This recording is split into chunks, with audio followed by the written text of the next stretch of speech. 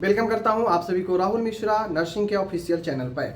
जितने भी एएनएम के कैंडिडेट हैं, आप लोग बिहार से 10,709 पदों के लिए आप लोग जो भी एग्ज़ाम दी थी, सबको स्वागत है। आज की इस वीडियो में मैं बताऊंगा तमाम तरह के क्वेश्चन। बहुत लोग जो है कमेंट करती हैं कि मेरा इतना नंबर है, मैं इस कैटेगरी के हूँ, जॉब होगा या नहीं होगा। आज तमाम डाउटें क्लियर करूँगा और ये भी बताऊँगा कि क्या स्थिति है। ये स्थिति सिर्फ एएनएम में नहीं है, ये स्थिति जीएनएम में भी है और ये स्थिति बीएससी नर्सिंग में भी है। कोर्स करने के लिए लोग कोर्स कर ले रही हैं या कर लेते हैं, बट उनका पढ़ाई कहीं ना कहीं पढ़ाई से कोसों जो है उनका दूर रहते हैं, पढ़ाई सही से नहीं कर पाते हैं। कोर्स किए 2 महीना 3 महीना प्रैक्टिस कहीं कर लिए, काम आ गया, बात ख़त्म हो गया। लेकिन जॉब के लिए थियोरिकल मजबूत होना ज़रूरी होता है, इंटरव्यू के लिए कॉन्सेप्ट क्लियर होना ज़रूरी होता है, जो चीज़ें बहुत सारे स्टूडेंट नहीं कर पाते हैं। आपको पता होगा 10,709 पदों के लिए बहाली निकाली गई थी। पहले मेरिट बेस था, उसके बाद जो है एग्ज़ाम कर दिया गया।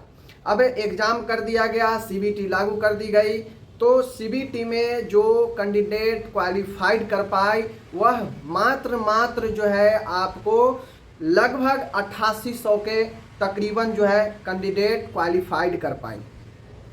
टोटल कैंडिडेट 46,000 समथिंग कैंडिडेट जो है अपियर हुई थी एग्ज़ाम में, सीबीटी एग्ज़ाम में, जो अलग अलग डेट में एग्ज़ाम कंडक्ट करवाई गई थी। अब आप खुद सोच सकते हैं 46,000 कैंडिडेट में मात्र और मात्र जो है लगभग 8800 कैंडिडेट ही क्वालिफाइड कर पाए। बहुत ऐसे कैंडिडेट है जो सिर्फ अपने कैटेगरीज जो 32% मिनिमम लाना था उसको ही जो है पार कर पाई और उससे 1-2 नंबर ही ज़्यादा जो है उनका था। समझ लीजिए बातों को। तो ऐसे में जो भी क्वालिफाइड है, डॉक्यूमेंट उनका काउंसलिंग में डॉक्यूमेंट में एकदम ओके हो गया, कहीं से कोई दिक्कत उनका नहीं था, तो उनका मेरिट में नाम आना 100% तय है। देखिए, मेरिट में लोग वहाँ छरते हैं, क्वालिफाइड होने के बाद भी, सब चीज़ होने के बाद भी वहाँ पे छरते हैं जहाँ पे पोस्ट से कई गुना अधिक जो है स्टूडेंट क्वालिफाइड होते हैं। ठीक है ना।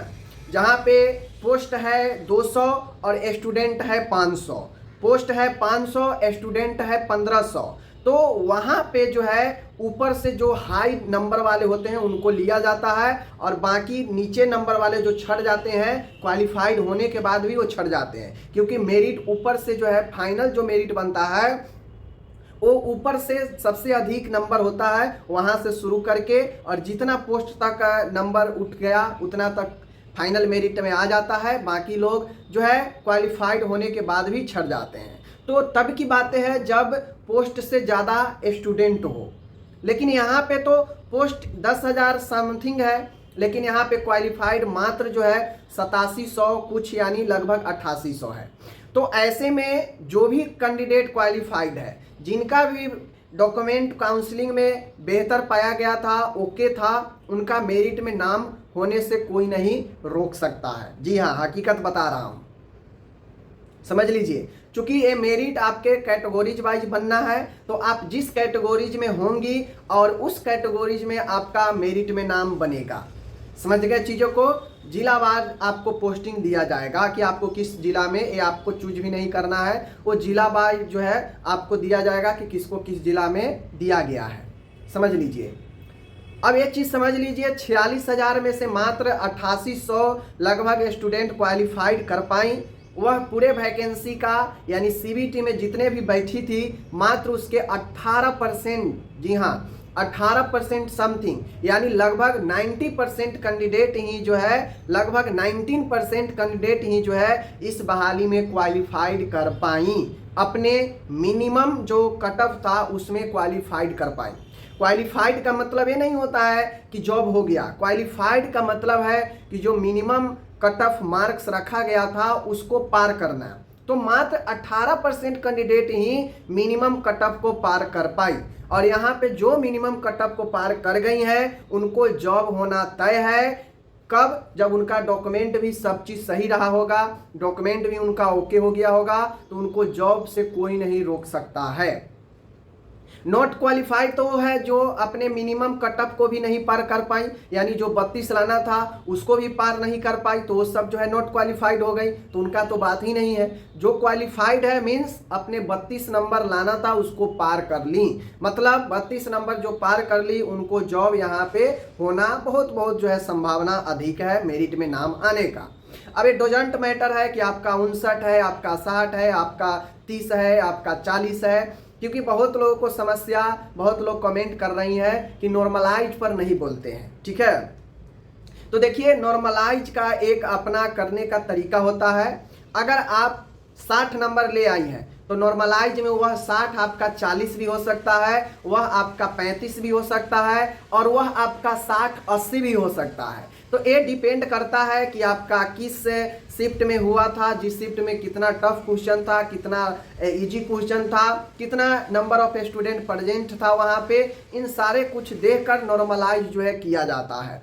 तो नॉर्मलाइज में नंबर बढ़ भी सकते हैं, नंबर घट भी सकते हैं। बहुत सारे का नंबर कम रहा होगा लेकिन नॉर्मलाइज के बाद उनका नंबर ज़्यादा हो गया होगा। बहुत सारे ऐसे कैंडिडेट होंगी जिनका नंबर तो ज़्यादा था बट नॉर्मलाइज करके उनका कम हो गया था। तो इस पर आप दावा नहीं कर सकते हैं क्योंकि नॉर्मलाइज में ऐसे होते हैं। और ये सिर्फ आपका ही एग्जाम की बात नहीं है, ये सवाल आपके रेलवे में भी उठ चुका है कि नॉर्मलाइज अभी तक कुछ समझ में नहीं आया है, कैसे नॉर्मलाइज होता है। किसी का नंबर जो है कम रहने के बाद उसको बढ़ा दिया जाता है, किसी का ज़्यादा है तो उसको कम कर दिया जाता है। ये चीज़ें इस पर सवाल होते हैं और ये आपके यहाँ ही नहीं, ये रेलवे वगैरह में भी सवाल उठते हैं कि नॉर्मलाइज का सिस्टम अभी तक समझ में नहीं आया है कि आखिर ये हो कैसे रहा है, कैसे किसी का इतना इतना नंबर बढ़ जाता है, कैसे किसी का इतना इतना नंबर कम जाता है। तो इस पर दावा करना नहीं, ये लक के ऊपर भी होता है कि आप किस शिफ्ट में थी, कितना इजी था, आप किस शिफ्ट में थी, कितना हार्ड क्वेश्चन था, और उस हिसाब से जो है नॉर्मलाइज आपका घट बढ़ जाता है। तो जिनका लक हुआ उनका नंबर बढ़ गया, जिनका लक हुआ उनका नंबर घट गया।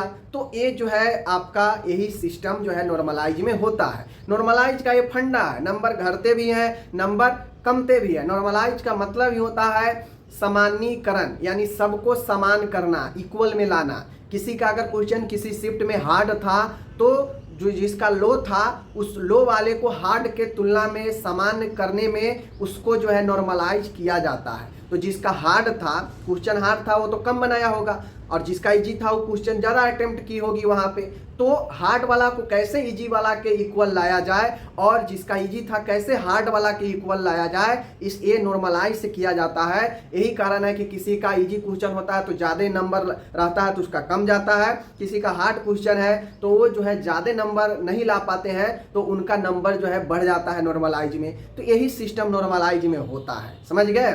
और नॉर्मलाइज पर कहीं दावा भी जो है होने के बाद जो है इसका ऐसा कैलकुलेशन है कि ये जो है कोर्ट्स में भी जो है चीज़ों को खारिज कर दिया जाता है, नॉर्मलाइज में भी, समझ गए। तो नॉर्मलाइज ये आपके ही समस्या नहीं है, नॉर्मलाइज रेलवे में भी समस्या करता है, नॉर्मलाइज जो है सारे एग्जाम में समस्या करता है जहाँ पे मल्टीपल शिफ्ट में एग्जाम करवाया जाता है। तो ये चीज़ें हैं। जो भी लोग क्वालिफाइड है आप लोग तैयार हो जाइए, आपको पोस्टिंग मिलेगा, जॉब मिलेगा।